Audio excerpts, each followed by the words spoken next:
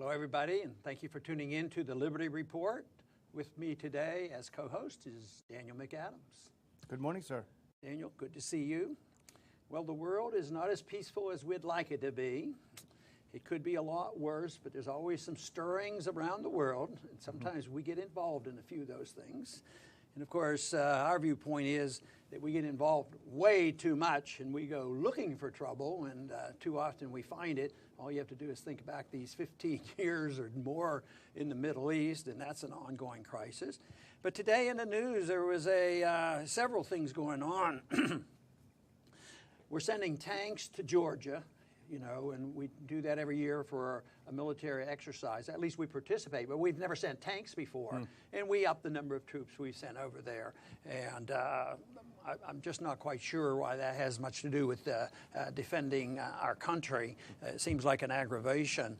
Also, they're getting ready to open up a defense shield in Romania. Now, that's really important. We have to defend Romania. At the same time, antagonize somebody. Maybe the Russians might be antagonized by this because we're right close to their border. And there's the continuation with Baltic, the build-up in the military and our involvement throughout that region, and our involvement in Ukraine and in that area. But today, the announcement is, the one headline says, U.S. warship challenges China's claim in the South China Sea. Well, sounds like it's pretty important. Seems like it's a long way off. I'd like to put that up on the map just to show the audience exactly what we're talking about. And I want to make a point of who's directly involved with the South China Sea and why we're sending the third warship over there to stir up some problems as far as I can see. But there we go. China, of course, is a so-called instigators now because they're developing some new islands there and claiming it's part of China. The Philippines are involved because they have territorial disputes. Brunei is involved. Malaysia is involved. Vietnam is involved. Actually, Japan is involved as well as Taiwan. But we're the big guys, and we have to go over there. And, you know, they're talking about military, but maybe there's some economic interests that we have to deal with, too, in this little dispute. Yeah, the U.S. claims that, China has begun developing the Spratly Islands in the South China Sea we just saw on the map. And they have reclaimed some of these islands, some of this small atoll, to make an airstrip that they're using now. And this has got the U.S. up in arms because it would extend their territorial claims into the South China Sea. So the U.S. claims that this could threaten shipping lanes, so we've got to go ahead and send the U.S. Navy over there to challenge these claims. But as you point out, these shipping claims are very, very significant. $5 trillion worth of shipborne trade passes through that area every year. And that includes a lot of China trade, as you can imagine. That includes the backbone of the Chinese economy, you could say. You'd think that would be enough of an incentive to work toward peace rather than working toward antagonisms here. It's hard to imagine the Chinese would cut off their nose to spite their face and say, no more trade in the South China Seas. And the third ship to send over there is the USS William Lawrence, which is a destroyer, and maybe we can get a picture up of that to show the significance of this. This is not like a diplomatic inquiry. I mean, this is intimidation and threat. So this is important stuff because not so much that they're going to deliberately start shooting at each other, but sometimes accidents happen, and that's, and sometimes there's false flags, and things get stirred up.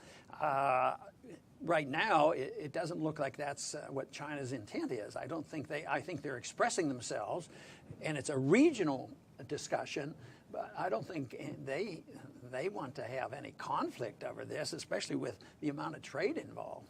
Well, it is a regional dispute, and I think it's fair to say that China is trying to establish some facts on the ground by doing this. But, the irony, and you could almost say a little bit of hypocrisy, the U.S. is furious that China is objecting to the USS William Lawrence traveling within 12 miles of what they claim is their territory. And the U.S. claims that China's excessive maritime claims are inconsistent with the law of the sea treaty. So we're using this UN treaty to say China is really going beyond. But the irony is, of course, that the U.S. has refused, and rightly so, but refused to ratify the law of the sea treaty, so we're not even part of it, yet we want it to apply to all these other countries. Is that similar to the World Criminal Court? Sometimes we want to prosecute people under the World Court, International Court. At the same time, we don't sign it or say that we will abide by it. We're exceptional. Yeah, that is. But you know, there was a think tank that put out a paper on this, and actually, the headline was misleading because it said Chinese ambitions in South China Sea must be resisted, think tank says. But then when I read the article, they came up with a different statement, which actually admitted that China was actually backing away from an aggressive approach. And the technical terms that they used is that they have been in that region practicing something called tactical aggression, and they're replacing it with passive assertive action. Those are technical things, but the writer of the article said, well, actually, they're setting the stage. If there's any argument, any dispute, thinking $5 trillion of trade, this is how we want to resolve it, which means that we probably shouldn't have and don't need the United Nations, and we don't need the United States being the arbiter of a conflict like this. Yeah, you know, and according to UN law, the countries have the right to, quote, innocent passage through these waters as long as it's no threat to the sovereignty, peace, or security of the country along the coast. So China claims that, you know, putting a fully loaded warship within this really violates that, because you can't say it's not a threat to the sovereignty and peace. So the question would be, if the U.S. wants to assert these maritime claims, why not put a commercial ship, you know, with some containers or something representing trade? Why have a fully loaded military ship in the region? Yeah, and the supporters of us being there are going to say, freedom of the seas, nobody else is going to protect it, and we have to do it.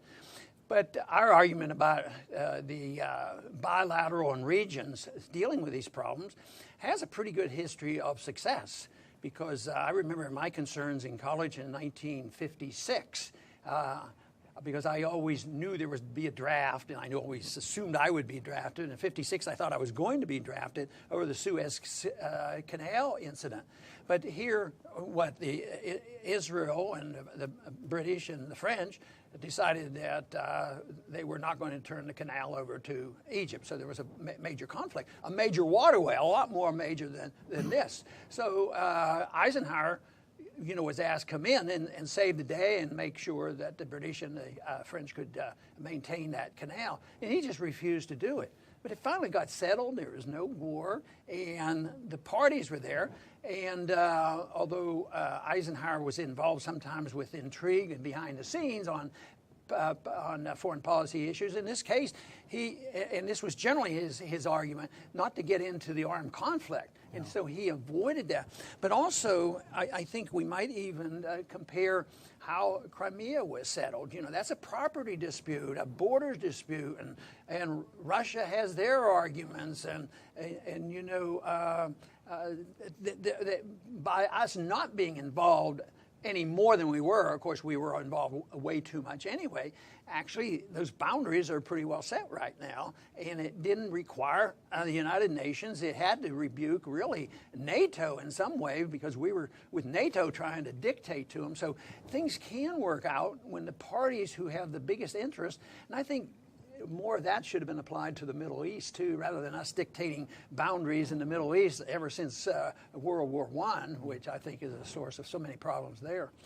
Well, then one of the problems is the U.S. is, I think, pursuing the same strategy with regard to China in the South China Sea as it is toward Russia in Europe and elsewhere in the Caucasus, which is to surround Russia with bases and satellite countries. You know, we have countries that are in NATO, like the Baltic countries, that are essentially outposts of U.S. military power. And the same is happening in the South China Sea. We have the U.S. now going back into the Philippines and reestablishing military bases there after we left them after the Cold War. We have the U.S. trying to do the bidding of the other countries in the region. So the U.S. comes in and says, don't worry, little guys.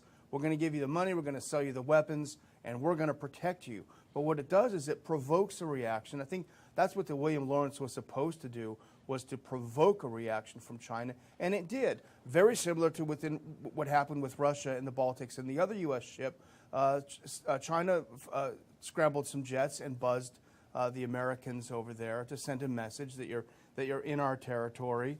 So it's the same kind of reaction that the U.S. is provoking. And I'm thinking it may be unintended consequences. What the effect of this has been is to push China and Russia much closer together and possibly hasten the collapse of the dollar as the world's currency. Yeah, which means that there's still a lot of risk there, even though the intent is to play war games. And that's a little bit more serious when you start buzzing ships and ships getting too close and try to prove points.